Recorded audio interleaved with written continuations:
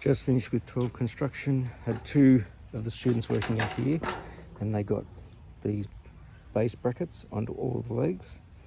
So the next step will be to get these long braces that have the holes already in them, and they'll go in between the two legs. Once they're done, we can hook them on. I think we've got to drill a hole and then stand up the frame. I think I have to check the instructions. Actually, no, I think we've got to do two big braces across the whole frame as well, the other two, before we do that. But so two working today, they got a lot done. Basically the legs are ready at the base. The others were in here doing paperwork that they needed to do, so they're working along, just working to get them all through. My wife and I agreed if I got home early enough today, and I was going to try to, that I'd take him for a walk. I left work around 3:30, just trying to get to the freeway. Took some time. Traffic was heavier than expected. Slow going along the freeway and the highway. I also had to stop at the shops on the way to buy some stuff for his food, because spoilt little bugger gets cooked vegetables. Cook up a big pot. When I fed him this morning, I realised he's only had enough for tonight, so I've got to cook up ready for tomorrow. And the store I went into, right on the highway, usually an easy stop, to stop right in front. All the parking along the highways was blocked, so I had to go around the back of the shops. And the shops were packed, and it took ages in the checkout queue to get out. But I got here, and my wife said, "What's the weather like?" I said, "It's nice out." "Yeah, but what's the temperature?" I looked on my watch and it said it was 21 degrees. And she checked her phone and went, "Oh, okay, it's going to get dark." And I went, "Well, that's what we got his little light thing for. If we come out here, it's not like I need to worry about traffic, like cars coming along the road." So, I mean, the sun has set. You get that time of twilight, which usually lasts a while, and I reckon it'll still be light enough by the time I get back to the truck after. I think this is 1.2k. And the reason we've come out here rather than just taking off from the house is this is that flat area. He got his stitches out yesterday, so I don't want to overdo it just too soon.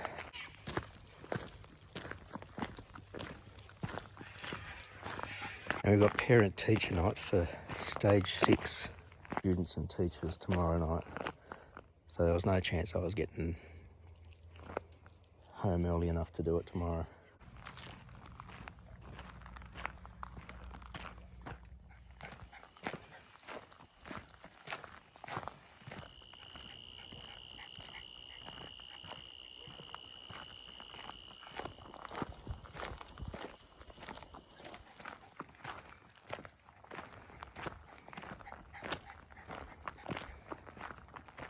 Oh, it'd still be light out when we got back. Just.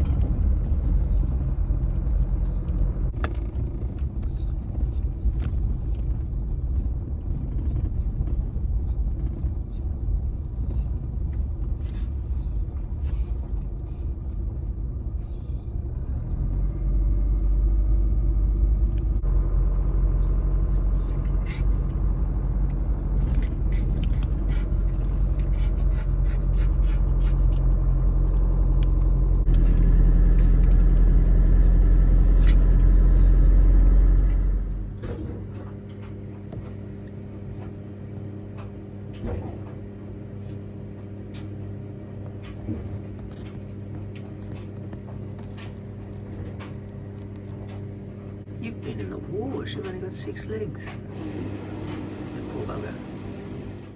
Just finished with year 11 and had a real learning moment for me. 2 of the kids in my class are from the timber class last year in year 10.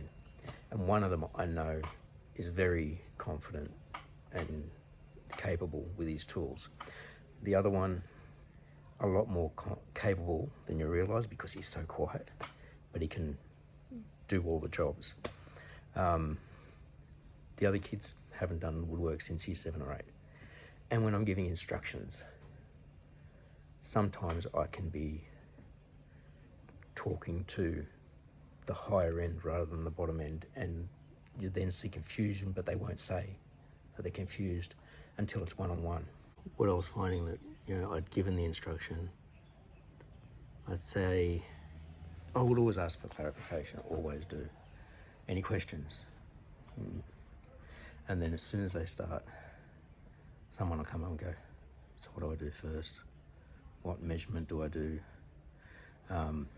Didn't help that, and I admitted this to the kids right at the end. Here's my job sheet. The one I picked up, which was on top, to start talking, didn't have the cutting list on it. It was my original drawing. And then I remember adding the cutting list in later so that I'd print it. And I said to the kids, oh, there's no cutting list on this, and so we went off the drawing for all the measurements. If I'd had the cutting list up there, that would have made a lot more sense to them, I think. But then, being that they haven't done woodwork for so long, they don't think in millimetres either, they think in centimetres. They don't often think about the space required for cutting. It's usually more when you're doing junior timber, because you're cutting by hand and then using a disc sander. Here we're using the drop saw, so it can be a lot more accurate. You don't have to leave as much space, but you still need to leave space. At least 3 mil, I say 4. One student came late, so I had to give the instructions to him on his own, and he always comes across as a very confident kid. And so he's sitting there giving him the instruction, and I went through it all, had the drawing, went through the bits of timber he had to use, what to do, blah, blah, blah, blah, blah. And I said, you're right? And he went, yep. And I stepped away, and then he just sort of stood there and looked at me and goes, no, I don't get it. I don't know what I've got to do. So I had to sit with them. And just the simple thing of using a tri-square correctly for squaring up your timber, not pressing too hard with the pencil because it then gets confusing if you make a mistake. I've got them again period 3, and I said I did this admission to the few that were still standing around right at the end of the lesson. Some of the others were sort of sitting outside waiting to go for the bell. So I want to make that sort of thing like crystal clear with them. Please ask questions. Yeah, my bad for doing a lot of assumptions. They've been working out here on this. So they've got these holes pre-drilled for the brackets, and there's a slight lean on it. When we put these in, we just do one single pivot hole so that we can stand them up. And I checked the instructions and said we needed some holes marked and drilled on these for brackets. And one student went around marking them, one went around drilling pre-drill holes, then one followed them with a bigger drill. So I've got them tomorrow. Those will get drilled. We'll get the brackets put onto those, and then they need to go in between the legs across these. And it's actually a bit of a bonus that we've got them sitting up on bricks at the moment, because the middle beams actually hang down a little bit. We should definitely get those beams on tomorrow. I'm not sure if we'll get the legs on, because once that pivot bolt gets on, we can stand the whole project up. And it said you need at least 3 students A lot of my students are islanders, so that should be fine. They're big boys. And once they get it stood up, then we can actually do some dyno bolting to the concrete. Should be good. That's period 2 tomorrow, so weather permitting, that'll be done.